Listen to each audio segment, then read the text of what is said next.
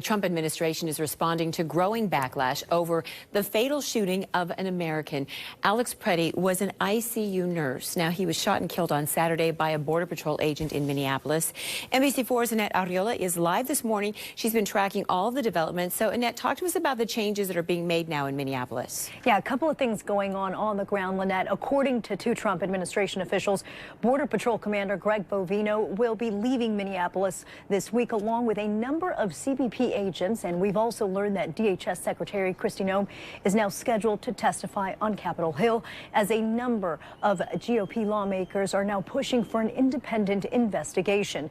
Multiple cell phone videos verified and analyzed by NBC News contradict the Trump administration's initial description, suggesting that 37-year-old Alex Preddy was a domestic terrorist. Local officials say he was a lawful gun owner with a permit to legally carry a gun. Preddy worked as an ICU nurse at the Minneapolis VA hospital, where there is now a growing memorial. Now, for the past weeks, state and local officials have been pressing for a federal agent pullout, demanding ICE to leave Minnesota. Meanwhile, the White House has confirmed that Border Czar Tom Homan will now head up the operations in Minneapolis as the administration continues to back their Homeland Security leadership. Secretary Noem still has the utmost confidence and trust of the President of the United States. What justifies this disproportionate flood? Nothing legitimate.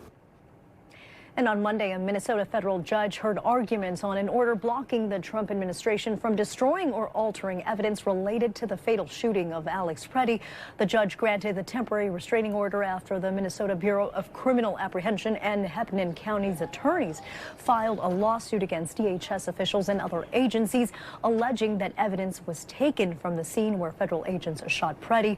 Also at the hearing, new details were provided about evidence from the shooting, including that CBP officers involved in the shooting were wearing body cameras, and that those recordings are being maintained by the DHS. Now, after calls with the governor and Minneapolis mayor, both of whom he's been slamming for weeks now, President Trump has now signaled that he could work with Democratic officials in Minnesota. Live in the News Operations Center, I'm Annette Arreola for Today in LA.